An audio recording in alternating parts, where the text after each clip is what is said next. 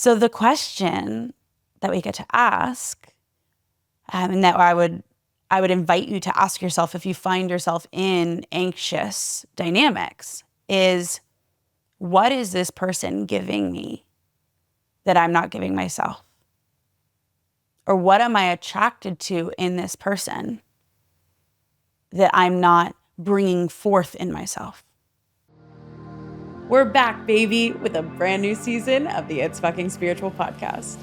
Join us each week as we have unfiltered conversations about how to transform your life. Our mission is to usher in a new era of spirituality where you don't have to be all love and light to live a life of alignment.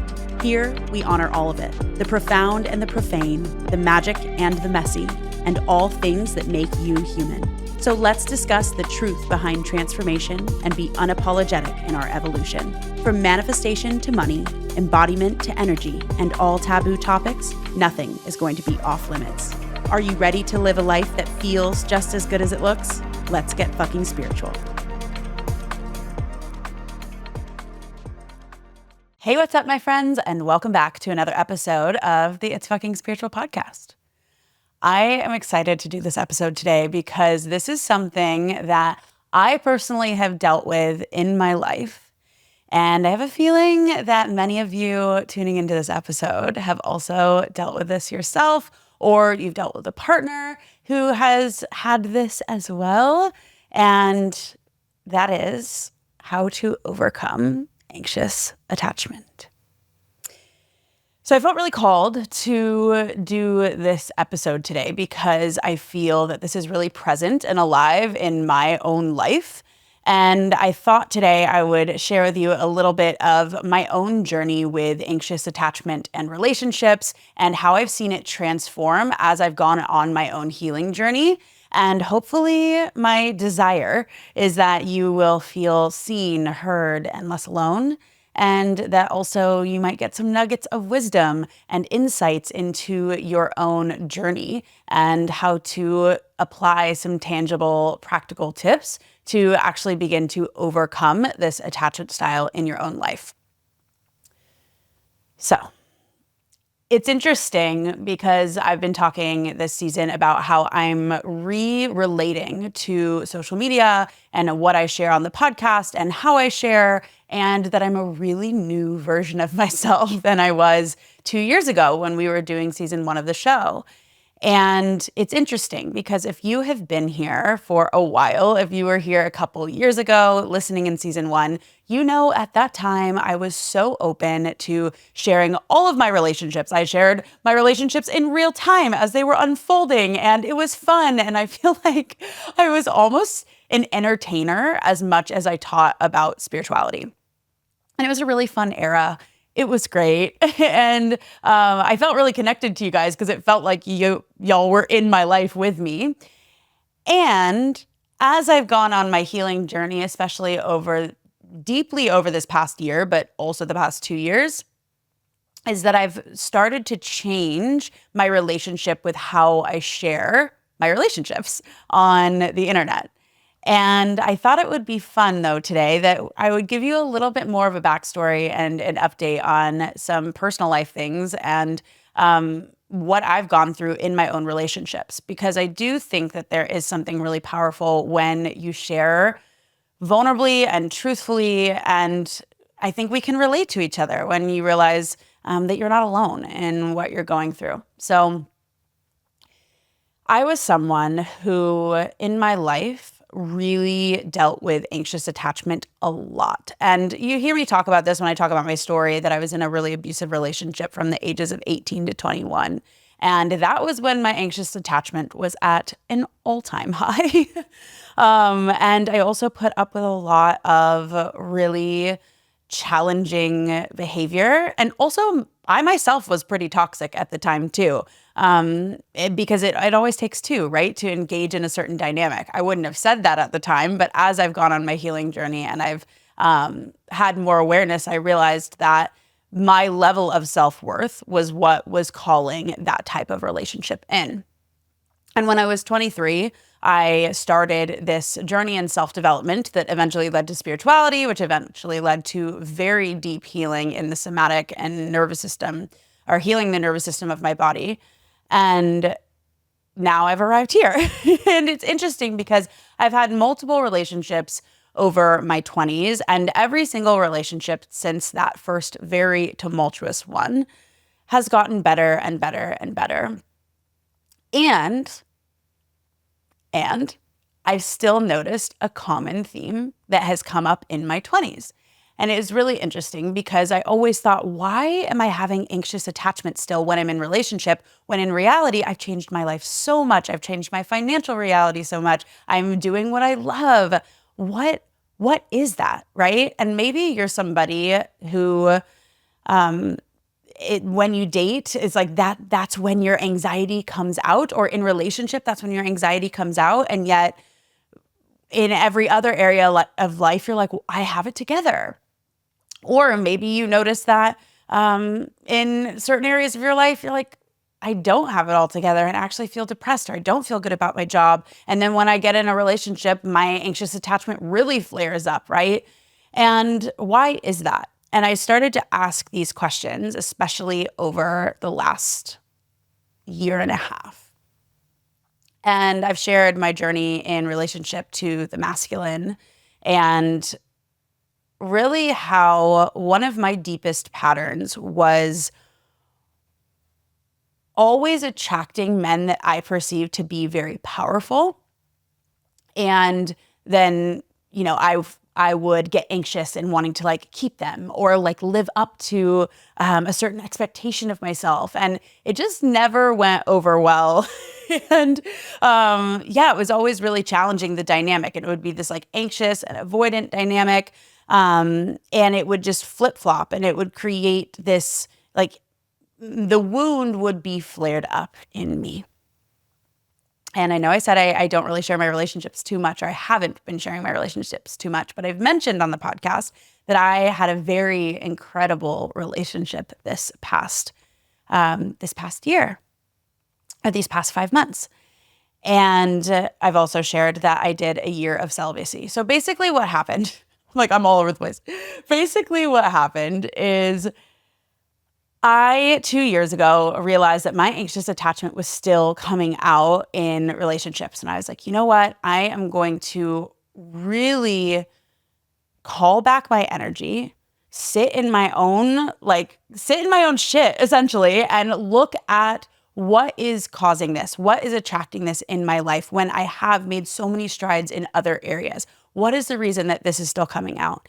And I chose to do a year of celibacy, where I really called back all of my energy. I did really deep somatic therapy, and I started to look at the deeper unconscious patterns. And I uncovered some things in my own life that were incredibly profound and have actually completely reoriented me in the way that I do relationships and in the way that I relate to my own wounding. And maybe you relate to this too. Maybe you know exactly where your wounding comes from in childhood. But for me, I didn't understand where my anxious attachment came from because I had two very loving parents that were married all the way up until my father died when I was 16. And so I thought, well, maybe it's because, my father died and things like that. And yes, that compounded it. But as we know, the unconscious mind, or the subconscious, is fully being imprinted from ages 0 to 7. And I always thought, my trauma didn't come until my later teen years. Like, I don't understand, why this dynamic seems to be popping up if it was imprinted as young as ages 0 to 7, right?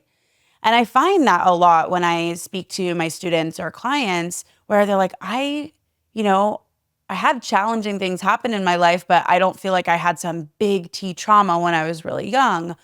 Or maybe you're the opposite of that, and you're like, okay, I know that I was abandoned, or I know these things happened when I was really young, and I know where that comes from. But for me, I was in the camp of people who, it's like, my trauma didn't come till later. I've had a lot of trauma, but it didn't start until I was 16. And so what is that? And what I uncovered in therapy is that there are two main wounds that we can be imprinted with. And most people have them. Maybe you have one. I happen to have both. And that is the wound or fear of abandonment, and the wound, I am not enough. And I got a flavor of both of those. And abandonment doesn't necessarily always have to mean that you were physically abandoned, that a parent left you or a caregiver left you. It can also mean that your feelings were not validated. Also means that you were abandoned emotionally. It could have meant that the bigness of your soul and who you were as a child was stifled. It could also be the abandonment of yourself. And that is what happened with me when I was young. And I didn't understand this because I felt like, oh, well, everything on paper, was really great in my life until I was in my teen years. So what is that? And I had the abandonment of abandoning myself, abandoning my truth as a child because I didn't think it would be accepted. Or my bigness, I was a really loud child and I really wanted to perform and all these things. And there was a lot of layers in my family of like, oh, you don't want to do that. Like, no, you don't want to follow performing. We don't want that life for you. And it created this like stifling of my expression where I abandoned myself. And also my emotions and my desires were not validated. And I also learned to not speak them because my parents were trying to protect me. And on the flip side, that creates a wound also, or I'm speaking from my experience. And the reason I'm sharing this is so that maybe you can see yourself in this as well. That the wound of I am not enough because I was big and I was loud and my feelings weren't always validated. It was always like, suck it up, or you need to be this way. You need to be this way in order to be successful. I was told that from a very young age. Be a good girl. You have to present in a certain way in order to be worthy. And that is an inherent negation of the self. So when the truth is stifled in the child then learns, I am not enough as I am, or I will be abandoned, or I have to abandon my true self. And this was really liberating for me to understand because I had this dynamic in my life that as an adult, where I created a lot of success, I created a lot of progress, but it was always like, oh, I would push really hard and I would get a lot, or I would do a lot of things. And I was almost like seeking validation to like likes or followers or podcasts or who I knew or who I worked with. And that was my specific flavor of wounding and how it showed up. But there was an underlying, I am not enough, I am not worthy as I am, wound underneath that. And we're going to get to anxious attachment in a second. But the reason that I'm explaining this is because I want you to understand where it often comes from and also share with you where it came from for me. So that it can illuminate some maybe spaces in your own life. And so it was this like needing for reassurance or needing for validation from outside of myself in my life. And I never understood where that came from. But I realized that when I was young, through the invalidation of my emotions and my experience, I had this wound that was created, meaning I am not enough. I'm not okay as I am. And for me, I am not capable. I'm not capable of taking care of myself. For someone else, maybe they become really hyper independent and they realize that they can't rely on anybody. So that actually creates an avoidant, right? So then they avoid emotions. They avoid wanting to get close because they're actually avoiding to get hurt. Whereas the anxious person wants to be close, so badly wants to grip and control and force connection and intimacy so that I don't lose you. But both anxious and avoidant are actually rooted in a lack of self-trust and are rooted in a lack of being able to handle the emotions of closeness and intimacy, or handling the emotions and the fear of losing something as an anxious, right? Which simply means that we are outsourcing our power, we are outsourcing our energy, we are outsourcing our happiness or fulfillment.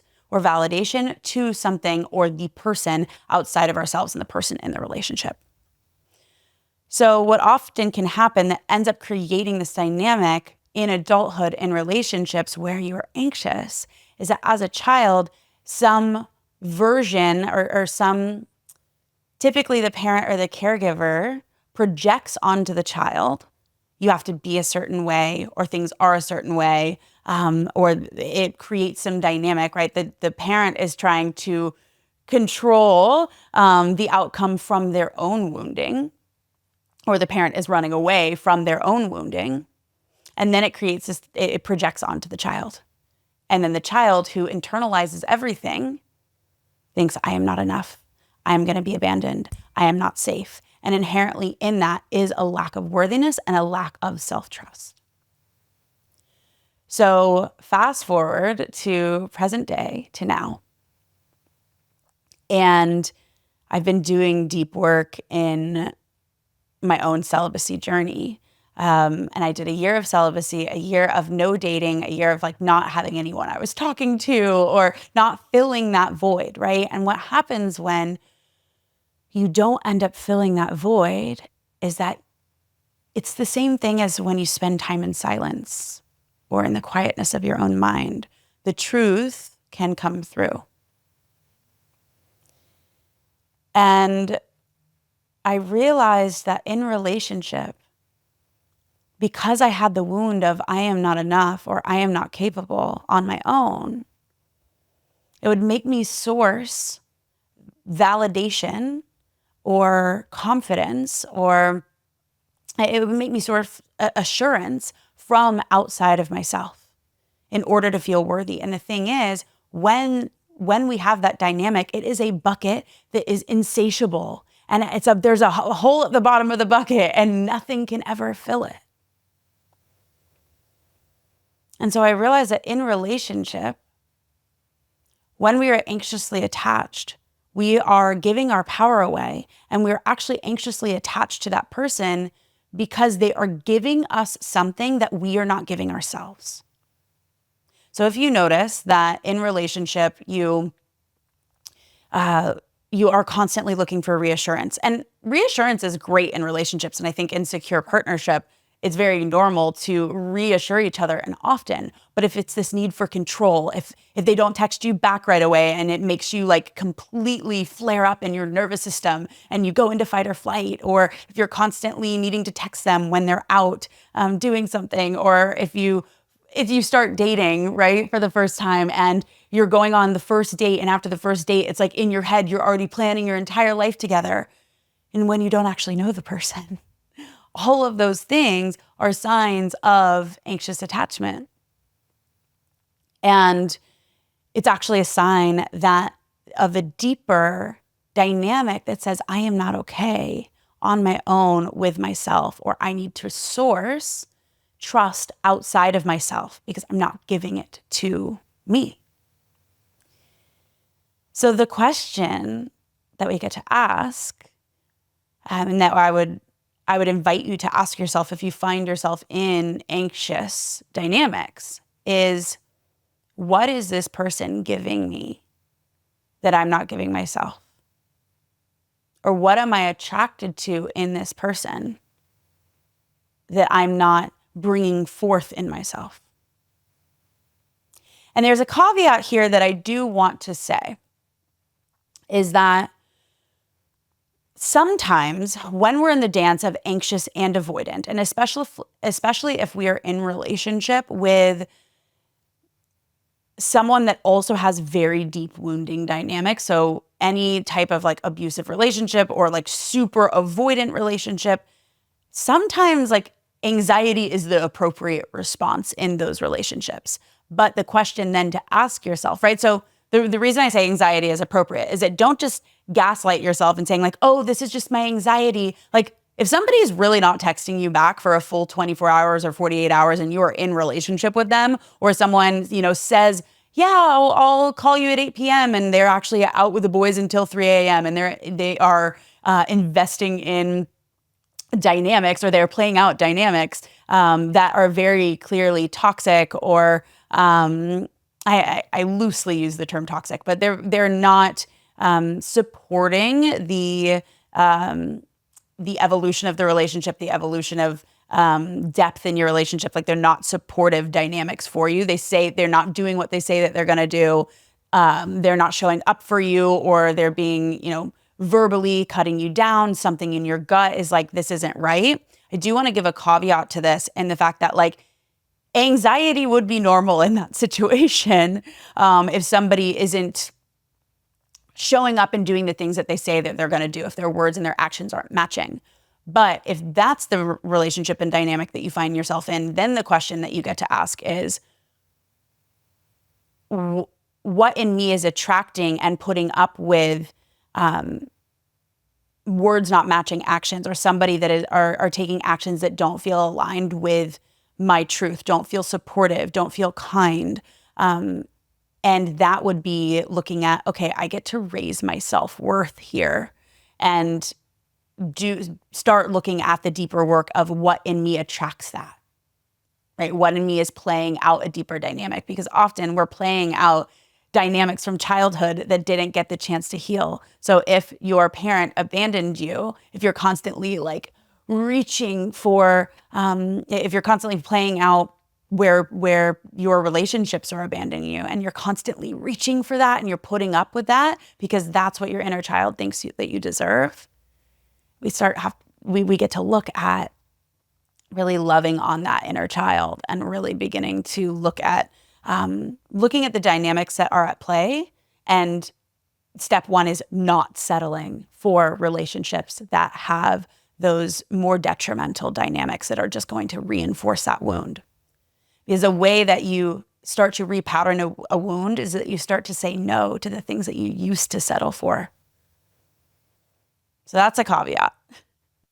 If you feel deeply connected to this episode, if you are ready to step into the expanded version of you, if you are ready to learn how to reparent your inner child and repattern the ways that you show up in the world, I'm so excited to officially announce and invite you to my upcoming in-person retreat in Austin, Texas, in August 22nd to 26th. There are 2 different style tickets with 2 very different price points. So I really tried to cater to everyone to make it accessible for you to come.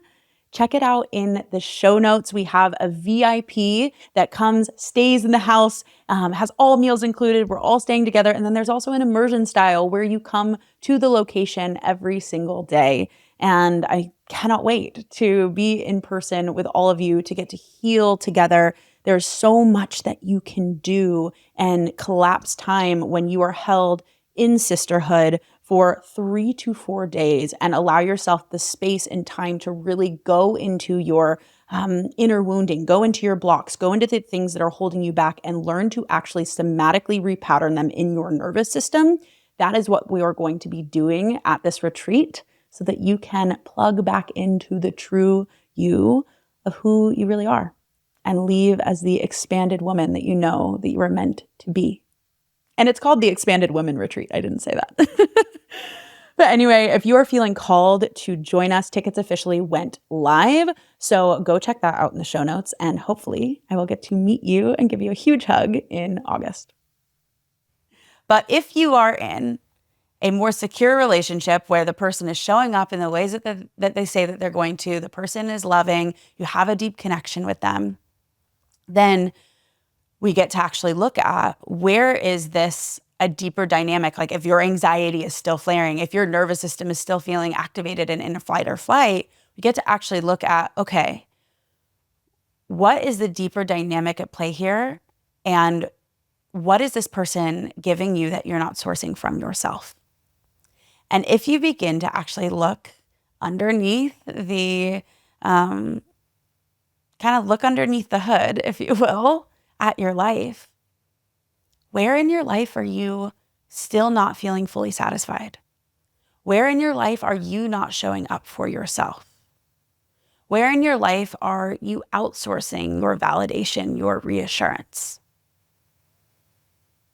Sometimes I think we find that there's deeper issues at play, right? Either you're not showing up for your health, maybe you're not showing up for your finances, maybe you're not showing up for your purpose. Maybe you're not answering the call that is deep in your gut of like, I really want to go over here. I really want to build this business. I really want to travel. I really want to do these different things. And whatever that is, right? Like, are you negating and abandoning yourself and abandoning a part of your own soul and trying to source that from the relationship? Because until you begin to get right with yourself, when you are showing up fully for yourself in alignment with your truth, and you are listening to the little nudges, the intuition, the pings that you're getting, and you're actually taking action and following them, you begin to source self-trust from yourself. When you begin to learn how to regulate your nervous system, when you learn how to get out of your head and into your body, when you learn how to slow down and actually land in the wisdom that your body is giving you, you can start to create a new relationship with the inner child that you originally abandoned. This has been so key for me, like so key, has been learning how to regulate my nervous system. 2 years ago, I did not have a regulated nervous system. I still lived in my head. I operated from push and force. And even though a lot of these teachings I was already teaching and they were changing my life on such a deep level, I truly had transformed my life in so many ways at this point, but I still was acting out deeper dynamics of I am not enough, I am not worthy as I am, and therefore I have to go outsource my power to these men that I'm calling in relationship to, and then it's validating the wound that I am not enough. And I need someone to take care of me, or I need someone to provide. That's also the shadow of polarity teachings that I'm really uncovering as well. It's like this idea of in polarity, like men are gonna need to provide. And I started to get into that and then realized it was another flavor of the same wound of like me not sitting in my own spine, allowing myself to really show up for my mission and my vision and my purpose, and showing up for the things that are calling me forward. So where in your life are you not showing up for the things that are calling you forward? And I found that the more that we actually show up for ourselves, we show up for our health, we show up for our body, we show up for our friendships, we show up for the activities that are calling us, we bring more joy to our life, then we begin to source it from within. Because confidence can only be sourced from you giving it to yourself. And the way that you begin to grow your self-worth and grow your confidence is by showing up for the things that are internally nudging you, showing up for the things that you say that you're going to do. And in present day now, I mentioned I did a year of celibacy. And it was really this reclamation of my energy and a homecoming to my own truth and a homecoming to my own body and being, and pausing the outsourcing of that part of my life to relationship. And I'm not saying every single person has to do a vow of celibacy, right? Especially if you're in a relationship. You can heal these dynamics by simply beginning to show up for you, beginning to put your own self on a pedestal rather than the relationship, rather than the other person. However, for me, doing a year of celibacy was a deep reclamation of my own energy and power.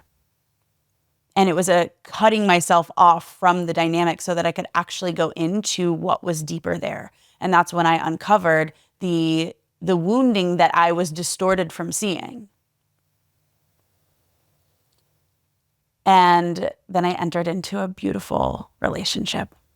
And I mentioned it on the podcast. And I don't share my relationships anymore, like who they are and or who this person was. I chose not to share it. And we had the most beautiful 5-month relationship, and we recently transitioned out of it. And it was so incredible to witness myself on the other side of my celibacy journey and my deep somatic healing and nervous system regulation journey. Because the way I showed up in this relationship was entirely different. As you all know, that I walked this journey of embodiment for the past year, and that looks like actually getting into my breath, getting into my body. And what that does is it regulates your nervous system out of fight or flight. And when you realize that you are so fully capable of sitting in your own truth, of showing up for yourself,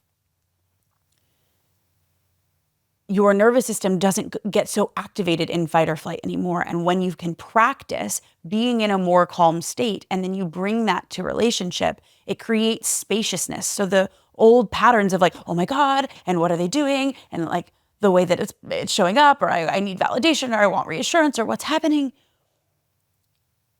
It was so beautiful to be able to see the effect of this work in real time. I really feel healing, I would say 90%, not 100%, but like 90% of that anxious attachment. And ultimately, if I had been anxiously attached, I would have gripped onto this relationship, because attachment is the root of all suffering. And I believe it's said that or the Buddha said that, or it's said in Buddhism, that attachment is the root of suffering. And so when we are so attached, it's because we're afraid that something will end, and then we're afraid to feel the emotion on the other side. But when you learn how to actually hold your emotions and expand your capacity to feel, which is somatic embodiment work, then you trust and can surrender more to the unfolding of what is. And had I been more in my anxious dynamics, I would have gripped onto this relationship. And this was the most healing, most profound relationship that I had ever had. And what's so beautiful about that is, as someone who went from a wildly abusive relationship a decade ago to incrementally attracting better, and I don't want to say better partners, but partners that were more aligned with what I desired, is because I slowly increased my self-worth over time by slowly showing up for myself over and over and over again. And then when I was really ready to heal these deeper dynamics of outsourcing my power to what I perceived as the powerful masculine, and I called back my energy, and I sourced my own knowing from within, and I became quiet enough to listen to my own soul and my own truth coming through, and I started to look at my inner wisdom as my only mentor in this life.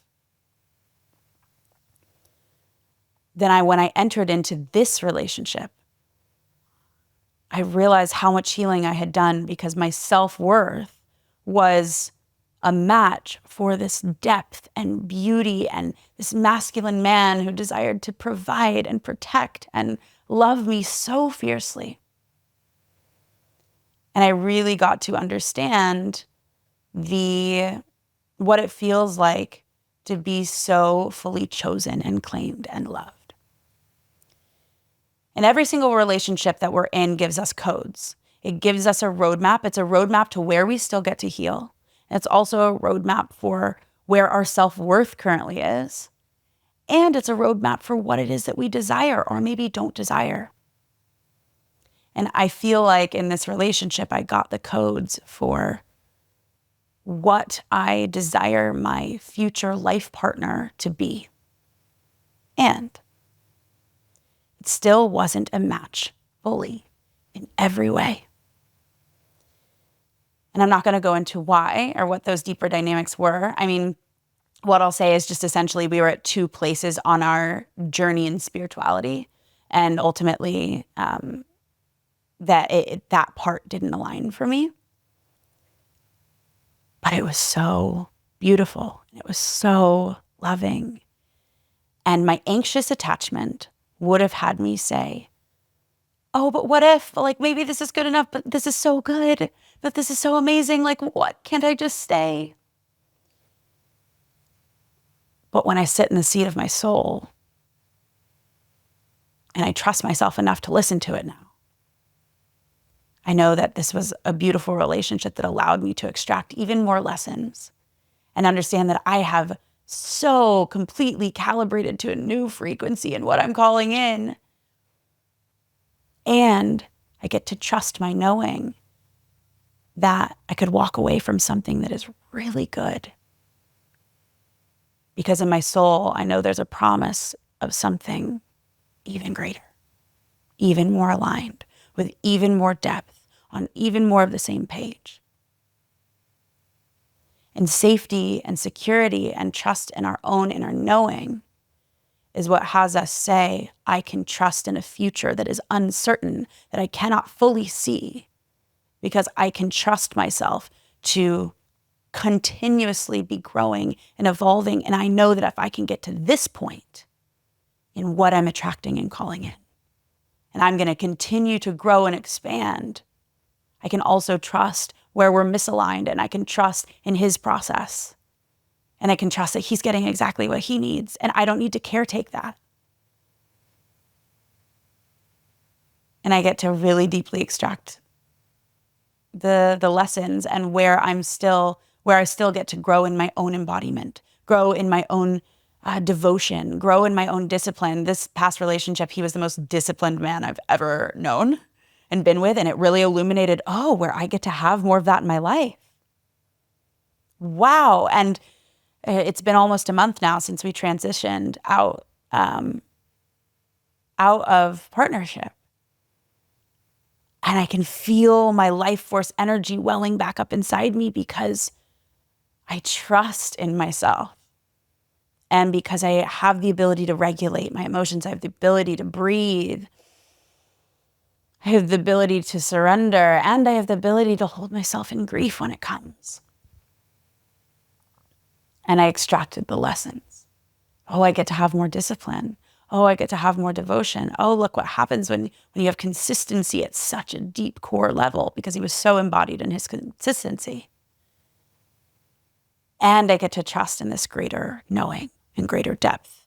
And the greater depth that I desire, that I know is to come, because I'm deepening in myself. And this is the thing, is that you always attract what you are a match for. It is law. So as you continue to evolve on your journey, you will continue to attract the evolution of what you're calling in. And I share all of this to share with you that no matter where you are on the journey in your anxious attachment, you can absolutely heal this. And the way that you heal it is by illuminating the wounded inner kid and what they needed. You start to look at, where am I outsourcing my power, or what is this person giving me? What am I afraid would happen if I didn't have this relationship? Is it, I'm afraid I wouldn't be capable? Is it afraid I couldn't take care of myself? Is it, I'm afraid that I'll be doomed and alone forever?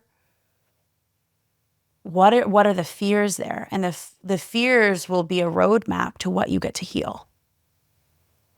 And then begin to really, like, what helped me was beginning to dive into nervous system regulation instead of freaking out and getting frantic and in the story and in my head. Oh my gosh, you guys, I was like the most chronic ruminator ever. And she still comes online sometimes. She's come online even in this breakup. Like, the what if? But then I realize every time that I go, but what if that, like, it was so great, I have moments of like, but it is uncertain. But then I have to realize every what if and every self-doubt, and every time you self-doubt, okay? Every time you self-doubt, every time you don't trust, every time that you worry, every time that you're anxious, it's your wounded inner child projecting onto the relationship that they can give you something that they can't actually give you because it's not being sourced from within. So now I have this awareness to know that every time that voice pops up, it's not actually truth. And like that voice of, what if they were so great? And what if I lost this whole thing? Or what if nothing better? It's all a wounded inner kid that just needs to be soothed, that needs to be loved, that needs to be known that they're protected. And as you create a dialogue and you start to breathe into the feeling, open to the sensation of what you're feeling and not shove it away, and not ruminate it away, but actually regulate your nervous system and begin to somatically move the emotion through your body, your truth will emerge on the other side. And the truth is, you have a soul that fully knows where you're going. And you have a soul that fully trusts that it's all unfolding perfectly. And you have a divine guidance and an inner wisdom that nobody could give you, because it is so sourced from the root of who you are, the truth of who you are. But when you're so caught in anxious attachment, and you're so caught in the story and so caught in the rumination, you're actually just caught in the wound of the inner child. And you're stifling the seat of your own soul. You're stifling the truth that is so desperately wanting to come through. So if you can regulate your nervous system, it will begin to help you create a foundation to actually see what's there, see what you get to heal. And as you begin to see what you were sourcing from that person, whether that was reassurance, validation, safety, security, and you begin to look at, how can I give that to myself? You allow your adult true self to come online. And that's the part that gets to reparent this inner wound. So if this resonated with you, I'm going to be hosting a free nervous system regulation workshop called Regulate. I hosted it in the spring and we had 2,200 people attend. Thousands of people got this workshop and it was so profound for them. And I'm going to be running this workshop again on June 18th to June 20th. So go in the show notes and sign up for this workshop. We will send you all of the details, especially as it gets closer. And yeah, I really want this gift for you, to learn how to regulate your emotions. That is step one. That is the foundation for everything else that you desire in your life and for the types of relationships that you want in your life. And even if, I had this beautiful relationship that didn't end up being the one, what I got to see is how far I've come and how much regulating my nervous system and learning how to get into my body and learning how to tend to my inner child has created such a solid foundation for me, so that the types of partners that I am attracting have wildly evolved in a beautiful way. And that is something to deeply celebrate. And I want this for you, whether you're in a relationship, whether you are dating, whether you're celibate, learning how to regulate your nervous system and create a solid foundation for yourself is so paramount in learning how to create a foundation of self-trust. And when you have self-trust, everything else flourishes from there. The relationship you want, the business that you want to create, being able to speak your truth, being able to set boundaries, every single thing is rooted in your own ability to trust your own inner knowing. And that starts with learning how to regulate your nervous system. So join us for that workshop. Go in the show notes and sign up.